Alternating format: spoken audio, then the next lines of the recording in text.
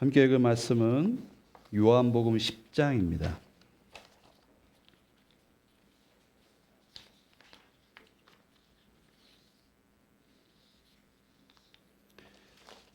요한복음 10장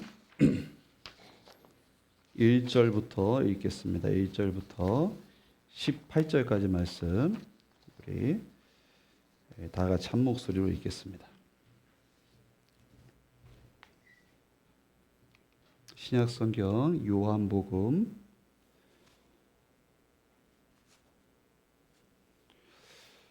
10장 1절로 18절까지 말씀입니다.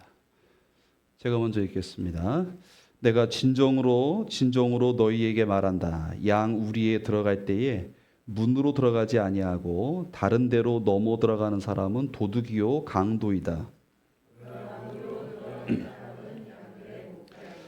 문지기는 목자에게 문을 열어주고 양들은 그의 목소리를 알아듣는다. 그리고 목자는 자기 양들의 이름을 하나하나 불러서 이끌고 나간다.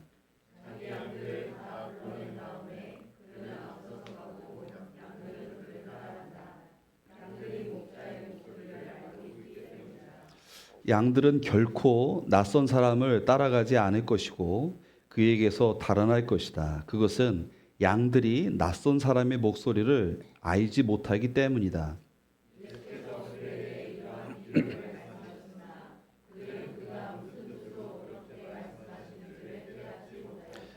예수께서 다시 말씀하셨다. 내가 진정으로 너희에게 말한다. 나는 양이 드나드는 문이다.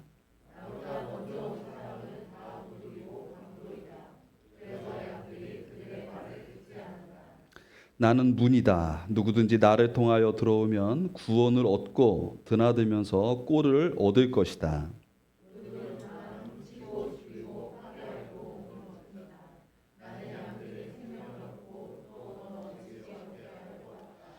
나는 선한 목자이다. 선한 목자는 양들을 위하여 자기 목숨을 버린다.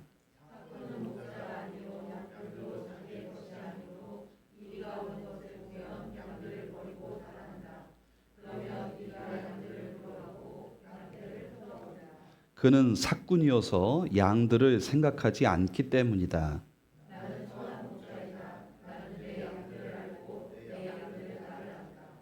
그것은 마치 아버지께서 나를 아시고 내가 아버지를 아는 것과 같다. 나는 양들을 위하여 내 목숨을 버린다.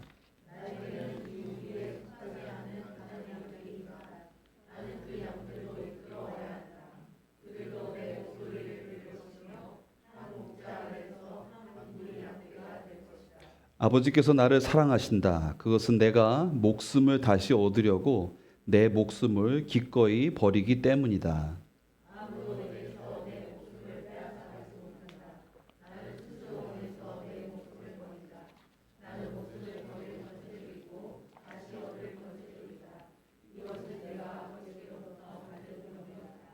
아멘. 아멘.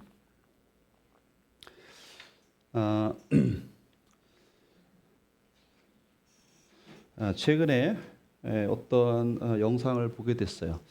근데 그 영상에 이런 얘기가 나와요. 우리나라 얘기가 아니고 이제 미국의 이야기인데 이제 아이들이 스쿨버스를 타고 이제 하교를 하는 길이었어요. 근데 모든 아이들이 요즘에는 다 스마트폰을 갖고 있잖아요. 그래서 다 이제 이렇게 폰을 보고 있었어요. 근데 유독 한 아이가 이렇게 시무룩하게 창밖을 이렇게 보고 있었습니다. 근데 왜 그랬냐면 그의 부모가 그 아이에게 이 스마트폰을 사주지 않은 거예요. 그래서 늘 얘기했어요. 엄마 폰을 좀 사주세요. 친구들 다 갖고 있는데 내가 왕따를 당한다. 근데 부모님은 너의 나이에 아직 스마트폰은 좀 이르다. 그래서 안 사준 거예요. 그래서 하교하는 길에 아이들이 다 이걸 보고 있는데 혼자만 이렇게 창밖을 보고 있었어요. 그런데 문득 이 아이의 눈에 이 운전기사가 뭔가 상태가 이상한 걸 보게 됐어요.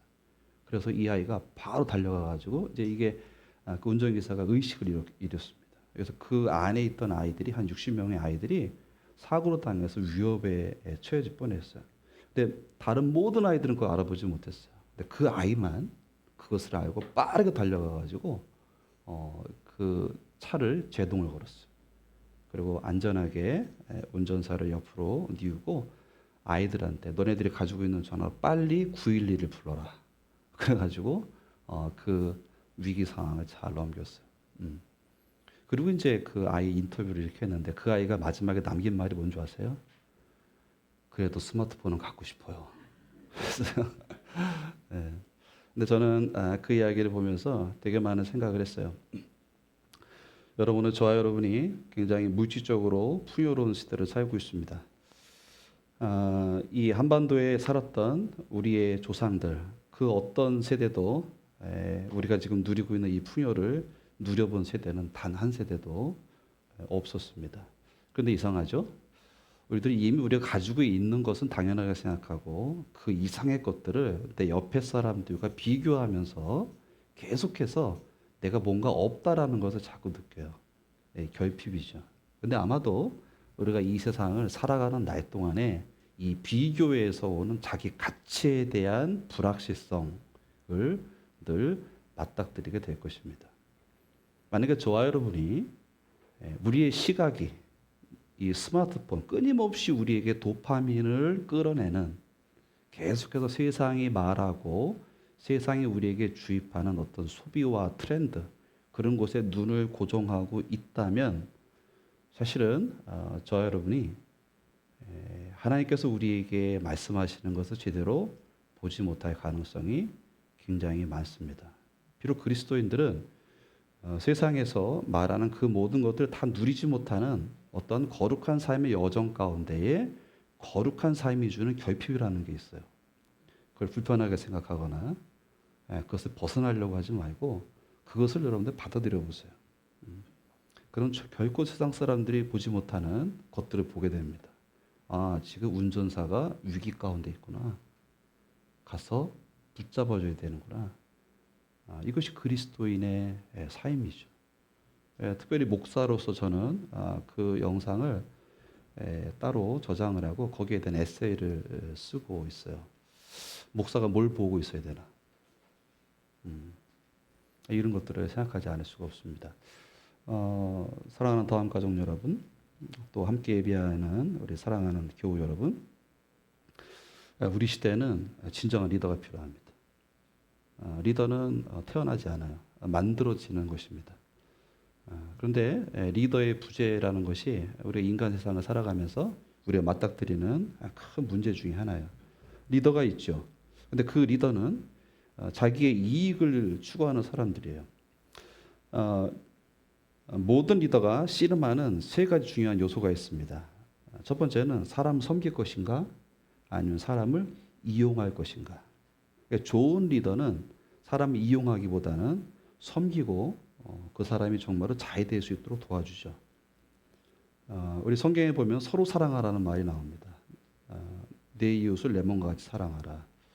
이 말씀이 우리에게 굉장히 도전이 되기도 하고 부담도 되잖아요. 근데 내 몸을 사랑하는 방식은 뭐냐면 내가 위협에 처하지 않도록 내게 좀 더 유익을 얻도록 내가 내 삶을 조율하고 그 다음에 내 삶에 관여하고 신경 쓰고 준비하고 하잖아요. 이웃을 사랑하라는 것도 그겁니다. 그에게 허그를 하거나 선물을 주거나 이것도 사랑을 하는 방식이기도 하지만 저 사람이 이렇게 살면 굉장히 어떤 위기를 맞이할 텐데 낭패를 당할 텐데 그래서 어떤 팁을 주거나 어떤 그에게 도움을 주거나 함께 동행해 주거나 조언을 해 주거나 이런 정도가 아마 우리가 이웃을 사랑할 수 있는 정도일 것입니다. 그러니까 좋은 리더는 그렇게 해요. 근데 좋지 않은 리더는 사람을 이용하죠. 자, 두 번째 리더가 씨름할 요소는 본질과 비본질입니다. 진짜 좋은 리더들은 맡은 역할에 최선을 다해요. 그리고 자기의 사명과 관련해서 본질을 추구합니다. 성경에 보면 초기에 교회 리더들이 세워졌어요. 근데 그 리더들이 무슨 역할을 해줬냐면 하나님의 은혜가 막 부어주니까 사람들이 막 교회로 몰려오는 거예요. 그래서 뭐를 했냐? 그 사람들에게 먹을 거 주고 입을 거 주고 돌봐주고 그런 역할을 했어요. 그랬더니 거기 너무 탈진을 하는 거예요. 그리고 이 물건을 분배하는 데서 오는 갈등, 싸움 이런 것에 휘말리는 거예요. 그래서 그들이 무엇을 뽑습니까? 일곱 집사를 뽑죠. 야, 우리가 이게 본질적인 것을 하지 않고 부차적인 것을 하는 것은 공동체 전체를 약화시키는 거다. 그러니까 좋은 리더들은 본질에 충실합니다. 세 번째, 리더들이 씨름하는 세 번째 요소는 대가를 지불하느냐, 대가를 회피하느냐입니다. 좋은 리더들은 대가를 지불하죠. 반드시 어떤 결정을 하고 그 결정에 따라 대가를 지불해야 되는 지점이 와요. 근데 좋지 않은 리더들은 상대방의 실적을 가로채고 책임을 전가합니다. 이게 좋지 않은 리더죠. 자, 좋은 리더 세 가지 살펴보면 사람을 섬기고 본질에 충실하며 그 다음에 대가 지불을 한다. 여러분 이게 누구에서 보여지는 모습이에요? 예수님에게서 보여지는 모습입니다.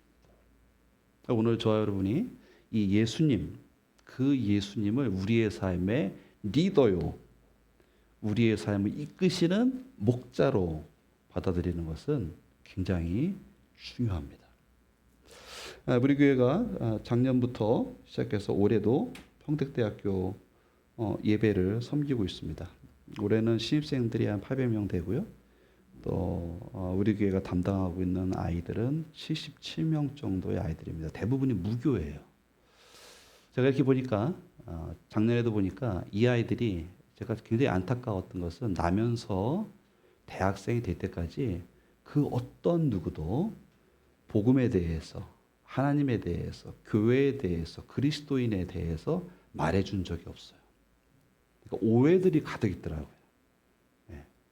올해는 제가 더 거기 추가해가지고 여러분들이 하나님이 지으신 세상에서 하나님 없이 살아갈 때 얼마나 큰 위기 가운데 있느냐. 제가 그것을 이번 학기 때는 그 아이들에게 집중적으로 좀 소개하려고 그래요. 그러니까 여러분들 같이 기도해 주십시오. 네. 그래서 저는 이 아이들에게 그들의 인생의 출발점인 이 대학 1학년 때 이 세상에서 가장 소중하고 사람을 섬기고 인생의 본질을 추구하며 그다음에 그들을 위해서 대가를 지불하신 그 선한 목자 대신 주님을 소개시켜 주고 싶어요. 그 일로 기도 많이 하고 있고 아이들을 보듬고 있고 최선을 다하려고 하고 있습니다. 우리 더함교회 가정교회들 다 관여되어 있는데 우리가 물질과 기도로 섬기고 있습니다. 꼭 기도해 주세요. 그 아이들이 인생의 주인을 만나야 돼요. 그렇지 않으면 여러분 설문조사를 수업마다 하고 이제 하는데 아이들의 깊은 절망감이 있어요. 깊은 절망, 경제적인 문제, 이 자신의 이 내면에 대한 문제, 그 다음에 진로에 대한 문제, 우울감이 팽배해요. 이제 20살인데 만으로 한 18해 살은 아이들의 그 10년 가운데 우울감과 패배감이 가득해요. 왜 그래요? 그들의 삶의 주인이 누군지를 한 번도 생각해 본 적도 없고 그 주인 없이 살았기 때문에 그래요. 경종을 울려야 됩니다. 너희들에게는 진짜 주인이 있다. 여러분 함께 기도해 주십시오. 우리가 읽은 요한복음 10장은 굉장히 특별한 장이에요. 여러분 우리들이 요한복음 지금 계속 묵상하고 있지만 제가 한 가지 드는 생각은 요한복음 어렵다예요. 어렵네 요한복음. 왜냐하면 처음 예수를 믿는 사람도 요한복음을 읽으면 이런 거구나를 알 수 있지만 예수를 수십 년 믿어도 요한복음에 담겨 있는 그 예수님의 깊은 메시지를 다 깨닫기는 굉장히 어려운 것 같아요. 요한복음 굉장히 특별한 복음이에요. 그 중에서 요한복음 10장에 보면 나는 선한 목자다 라는 이 예수님의 이 말씀을 우리들이 오늘 풀어나가면서 이 예수님을 우리의 삶의 리더로 목자로 삼고 살아가는 삶은 어떤 것인지 간략하게 우리가 살펴보고 함께 기도하도록 하겠습니다. 여러분 예수님의 모습을 보면 예수님은 인격적인 관계를 굉장히 소중하게 여기십니다. 여러분 보세요. 가나의 혼인잔치 보면 요한복음 앞에 나오죠. 인생에 처음 출발하는데 굉장히 수치를 당하게 생겼어요. 여러분 결혼식장 가서 음식이 없으면 어때요? 망신이죠. 품값을 다 가지고 하루를 일하지 않고 다 오는 거잖아요. 그러니까 손님들 잘 대접해야 되는데 포도주가 떨어졌어. 다 망신을 당하게 생겼어요. 인생의 첫 발을 내딛는 신랑 신부가 망신을 당하게 생겼어요. 그때 예수님께서 조용히 사람들에게 알리지 않고 하인들을 통해서 물로 포도주를 만들어서 그 잔치 자리를 풍요롭게 해주십니다. 니고데모가 밤에 찾아왔어요. 니고데모에게는 설명이 없습니다. 직접적으로 너는 이스라엘의 선생이면서 그것도 모르냐? 그러면서 그가 얻고자 하는 대답을 한 번에 쑥 주셨어요. 사마리아 여인, 상종도 안 하던 사마리아 여인, 인생의 지고가 많아서 낮에 사람들을 만날 수 없는 그 비밀과 그 상처가 많은 여인을 주님께서 이 물가에서 일부러 기다리십니다. 오랜 대화를 하시고 그 여인을 새롭게 해주시죠. 베드자다 연못에 38년 된 병자, 아무도 그를 들어서 그 연못에 담가주는 이가 없었는데 예수님께서 그에게 다가가서 닦고 싶냐 말씀하시죠. 음해가 다 잡혀온 여인, 돌로 치면 끝나는 것입니다. 나도 너가 죄 있다고 하지 않는다. 근데 앞으로는 죄를 져서 이런 올무에 걸려들지는 말아라. 가거라. 이게 예수님께서 인격적으로 사람을 다루시는 방식이고 저와 여러분을 다루시는 방식이에요. 제가 평택 때 이제 처음 지난주에 체프를 시작했는데 저희 반에 할당대 인원이 17명이에요. 작년에 7명이라 좀 수월했는데 17명이니까 그냥 그 강의실에 꽉 차요. 제가 뭐 했냐면 두 가지를 기도했어요. 하나님 이 아이들 먹여야 되는데 하나님께 돈을 좀 주셔야 되겠습니다. 우리 주님께서 그랬잖아요. 너희들이 먹을 것을 주어라. 그 말씀이 떠나질 않아가지고 그거 하나 기도했고 두 번째는 이 아이들의 이름을 좀 불러야 되겠다. 그래서 제가 17명 아이들 이름을 다 외웠어요. 쭉 외워가지고 첫 번째 시간에 아이들 보면은 이렇게 잠바 같은 거 입고 이렇게 와요. 이렇게 책상에 이렇게 있어요. 똑같아요. 근데 시작하기 전에 이예림, 이은서, 장소희, 장혜지, 봄석이, 현성이, 예지, 현우 이름을 애들이요 깜짝깜짝 놀라요. 깜짝깜짝 놀라요. 내 이름을 불러주는 거죠. 네. 베트남 학생 하나 있어요. 친투항. 친투항이 가을의 달빛이라는 이름이에요. 얼마나 외롭겠어요. 걔 설문한 거 보니까 경제적인 문제 심각합니다. 친투항.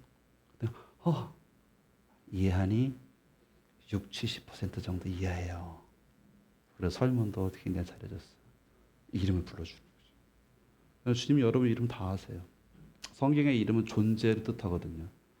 여러분의 존재를 손으로 흙 묻혀가면서 지으셨기 때문에 여러분들의 존재를 다 아신다. 주님은 굉장히 인격적인 분이시다. 두 번째, 주님은 본질적인 문제를 해결하십니다. 여러분 우리 요 본문에 보면 이 목자에 대한 비유가 나오고 예수님 목자라고 그랬잖아요.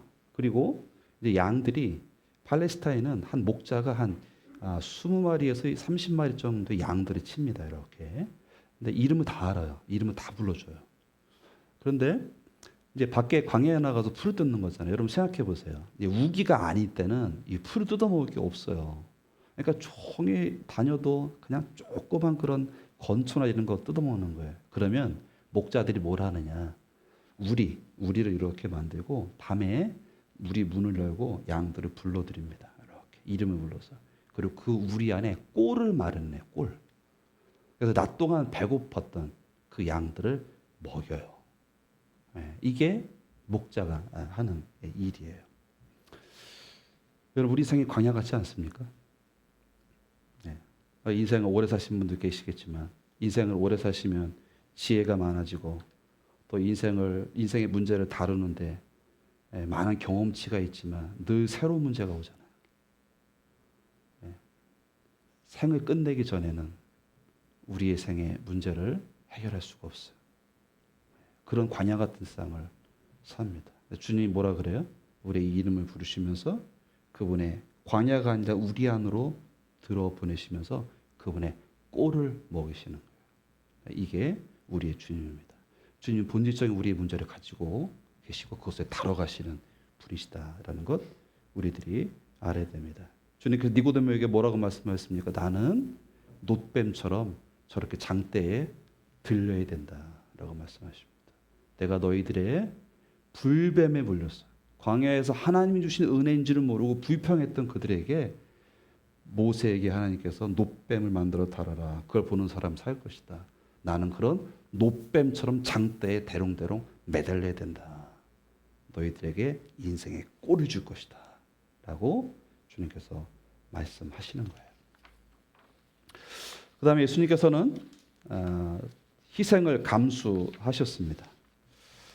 여러분 이전에는 예수님 이렇게 말씀하셔요. 나는 놋뱀이다. 나는 생명의 밥이다. 그런데 여기 요한복음 10장에 뭐라 그러냐면 노골적으로 난 너희를 위해서 죽을 거다.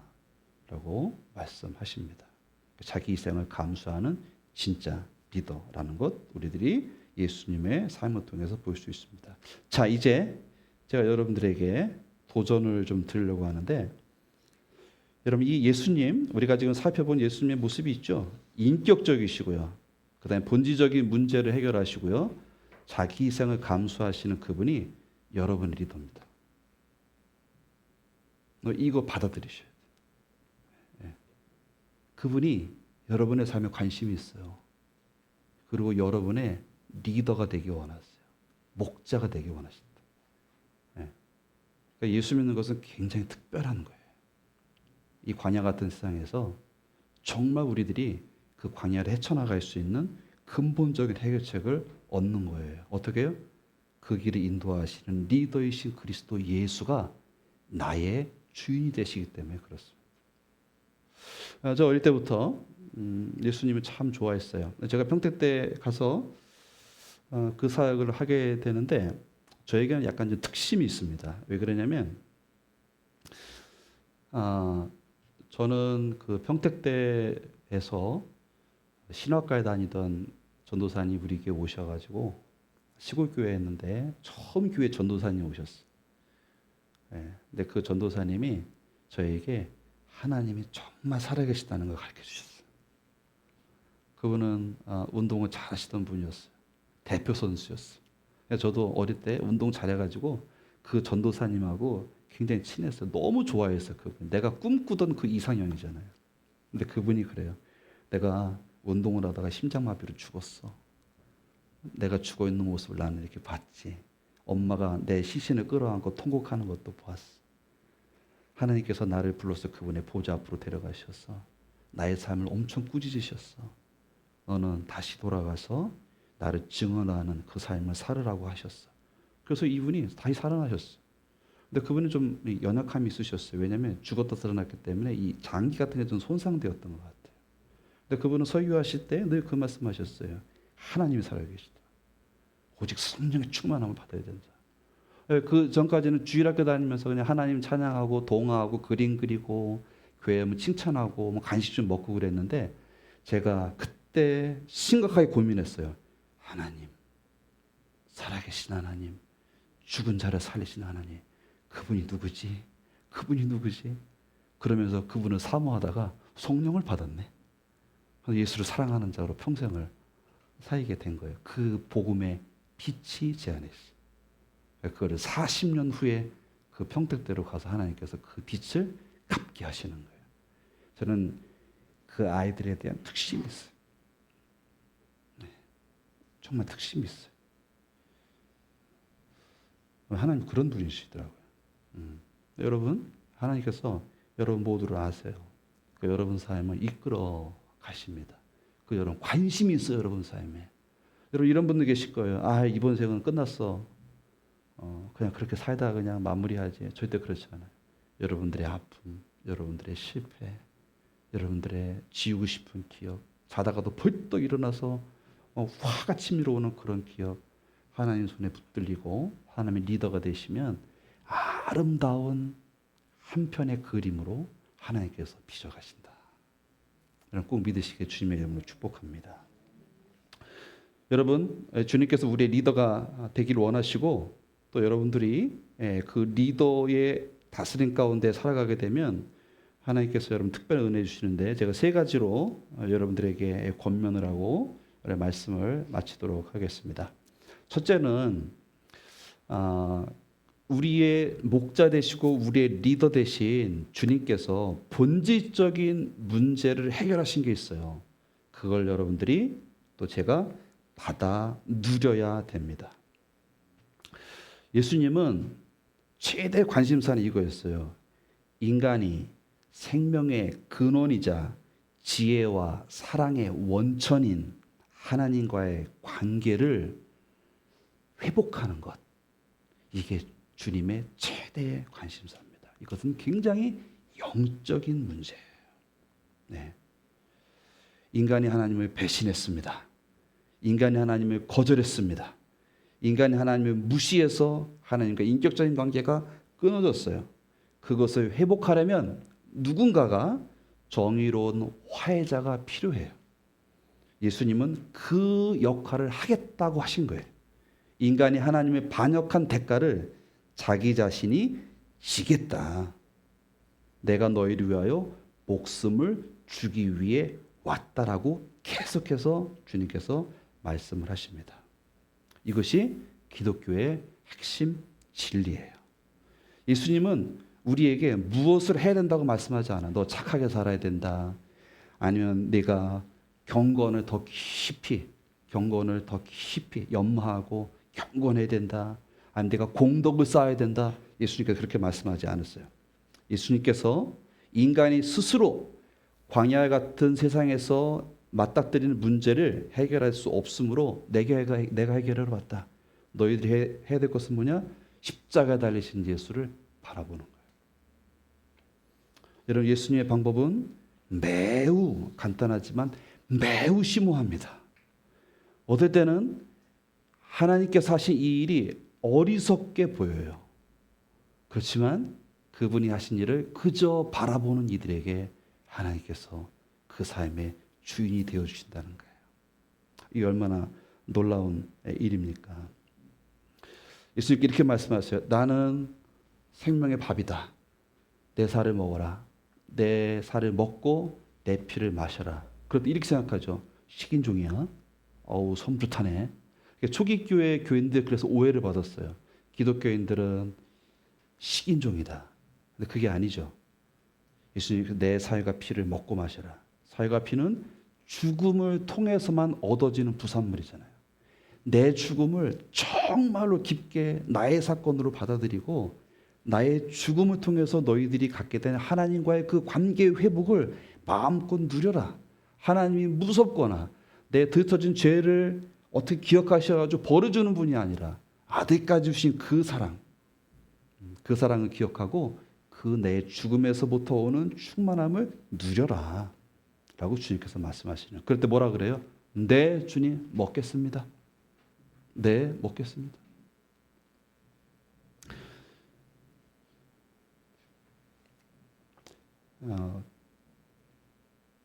너희가 먹을 것을 주어라라고 말씀하셔가지고 제가 그랬어요. 아유, 주님 어떻게 먹이죠? 우리 한 주에 한 5, 60만 원이 필요한데 우리 목사님 한 주에 목사님들 사례 나오는 거 이렇게 모으고 우리 교회 선교원금에서 이렇게 해도 꽤 많이 부족한데 어떻게 하죠? 어떻게 하죠?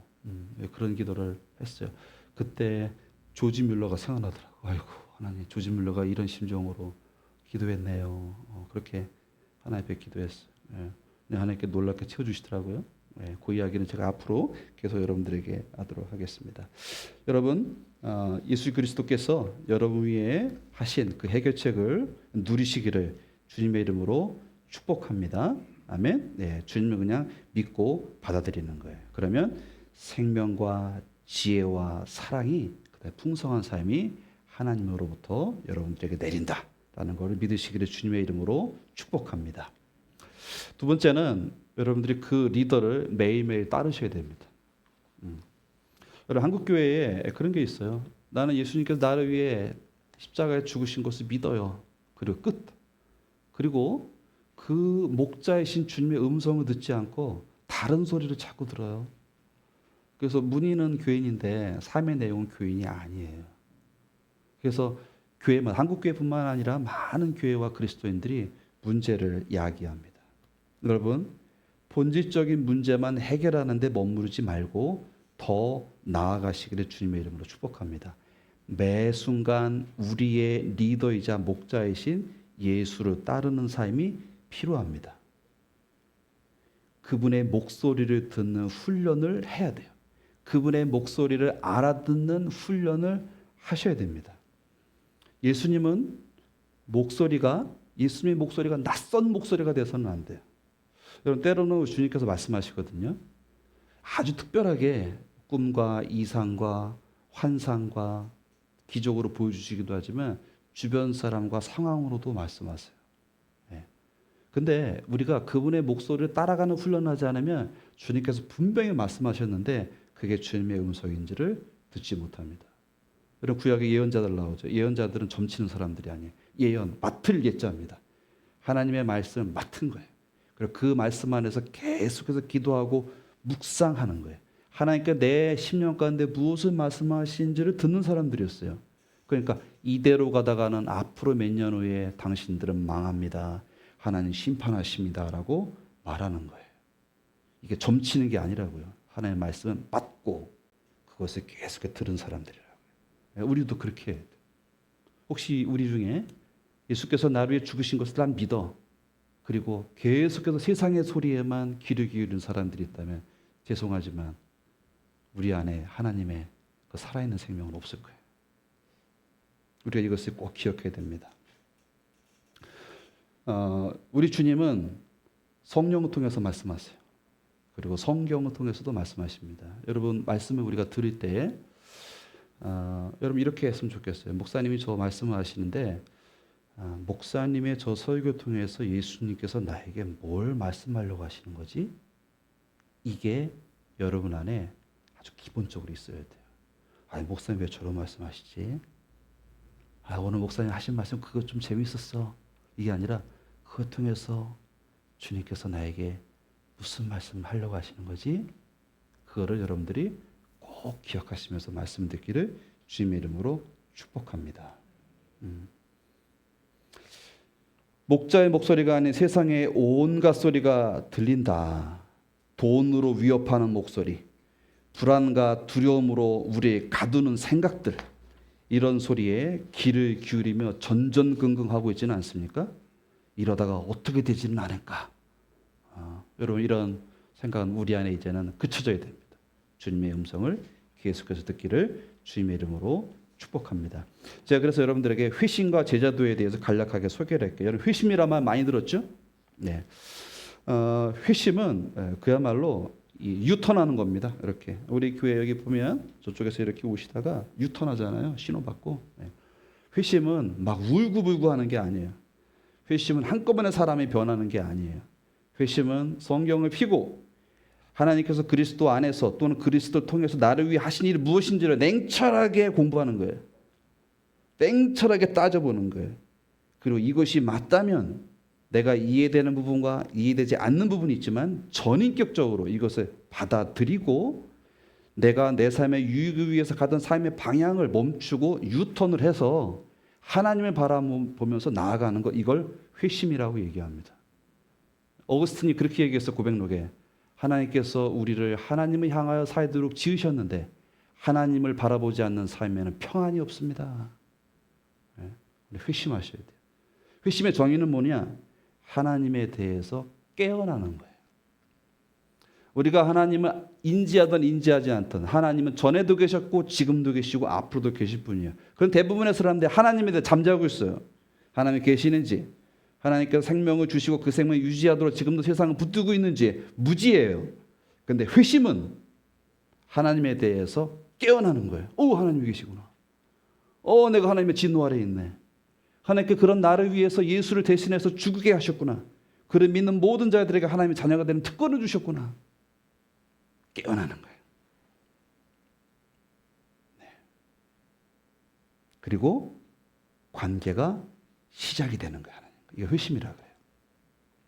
제자도는 회심한 다음에 이어지는 그리스도인의 삶입니다. 핵심은 하나님에 대해서 깨어난 그 상태를 유지해가는 걸 제자도라고 그래요. 계속 유지해가는 거예요. 그게 제자도라고 합니다.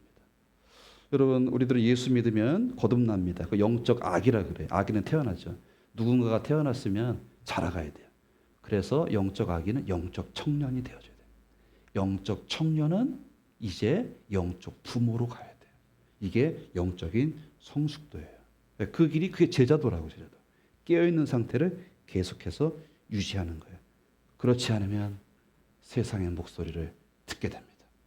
뉴스에 나오는 많은 사고치고 감옥 가는 사람들 다 교회 다니는 사람들이 제자도가 없기 때문에 그 음성을 계속 듣지 않기 때문에 그래요. 우리 사랑하는 다음교회 모든 교우들 하나님에 대해서 깨어나고 하나님의 음성을 계속 듣는 상태를 유지하시기를 주님의 이름으로 축복합니다. 아멘. 여러분 성경 왜 읽죠? 제가 여러분들에게 물어보겠습니다. 성경 왜 읽어요? 같이 하겠습니다. 예수님의 목소리를 들으려고 성경 읽으셔야 돼요. 저는 제가 다닌 신학교는요. 대학원을 다닌 학교. 저는 학부는 이 보수 교단에 다녔어요. 우리 교수님 중에 그런 분들 계셨어요. 천국에는 여자가 없습니다. 그래요. 너무 힘들었어요. 천국에 여자가 없어요. 너무 힘들었어요. 근데 대학원 가니까 대학원은 이렇게 굉장히 좀 이렇게 리버럴한 대학원이었어요. 그래서 제가 균형을 잡을 수가 있었어요. 근데요, 거기는 학문하는 곳이기 때문에 예수를 안 믿는 사람도 있어요. 예수를 통해서만 구원 얻는다라는 것을 받아들이지 않는 사람도 있어요.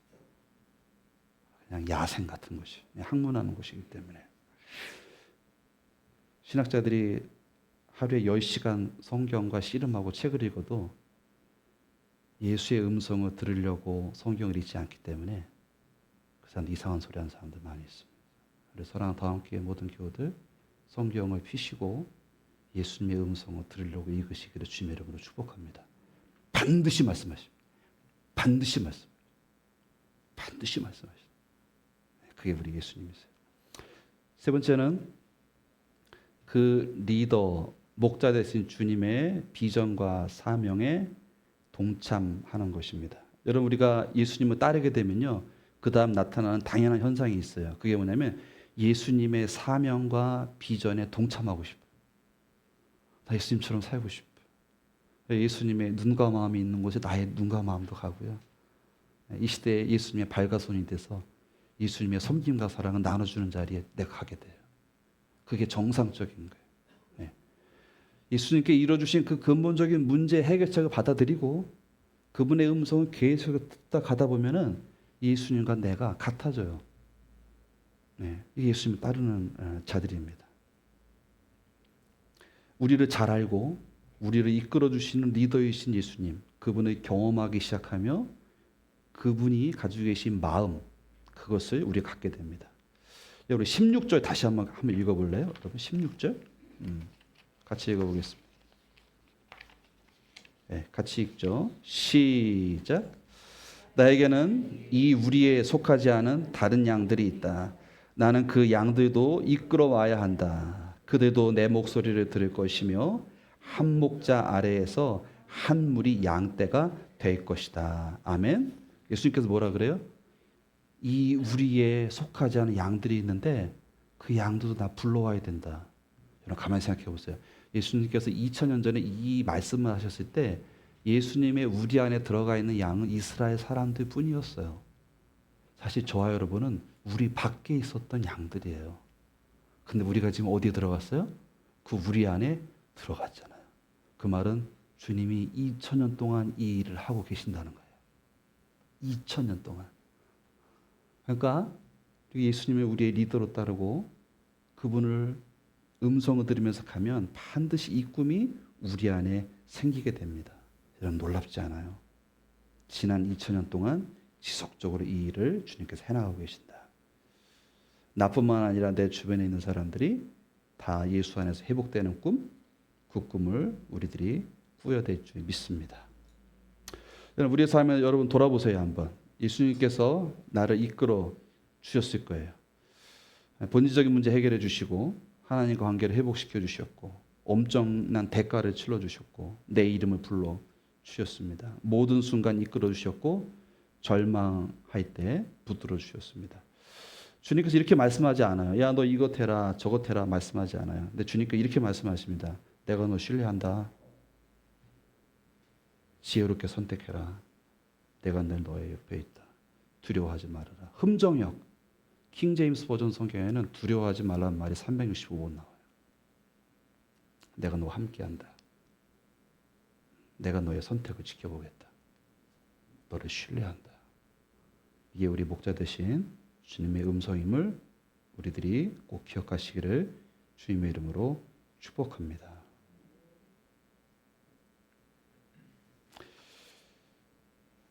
사랑하는 더함 가족 여러분, 우리 기억합시다. 우리가 예수님의 목소리 알아듣지 못하면 오히려 낯선 소리에 더 익숙해져 있다면 예수님의 제자가 마땅히 걸어야 할 길에서 벗어나 다른 길을 걷고 있을지도 모르겠습니다. 그러므로 그분의 목소리가 더 친근해지도록 그분의 목소리를 더 잘 알아들을 수 있도록 애쓰십시오.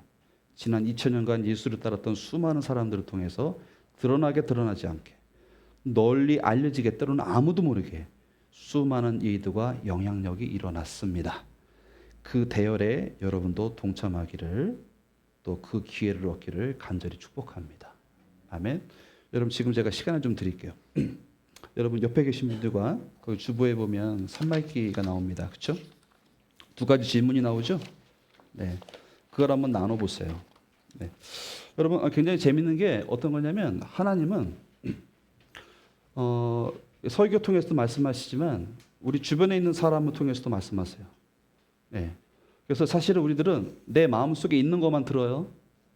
근데 옆에 있는 사람은 다른 걸 들어요. 그래서 여러분 지금 시간이 많지 않으니까 한 5분 정도 제가 드릴 테니까 이 세 가지 질문 중에서 한두 가지 서로 들으세요. 여러분 싸우지 마세요. 네. 가르치려고 하지 마세요. 그냥 들으세요. 존중하세요. 한번 해보십시오. 네. 짝이 없는 분들 찾아가셔가지고 옆에서 같이 해주십시오. 우리 이상 형제는 잠깐 음악을 잠깐만 좀 틀어주세요. 우리 분위기 이렇게. 네. 네, 같이 좀 나누십시오.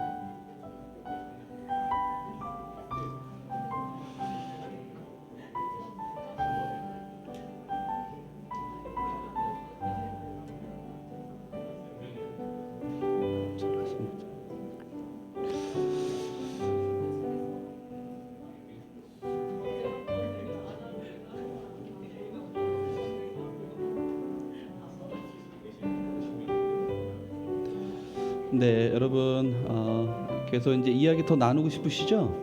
네, 그럼 이제 끝나고 카페 가셔서 더 하시고 식사하시고 더 하시고 집에 가서 더 하시면 좋겠습니다. 여러분 이 시간 우리 함께 찬양했으면 좋겠어요. 선하신 목자. 여러분 우리 가사를 생각하면서 우리 같이 부르겠습니다.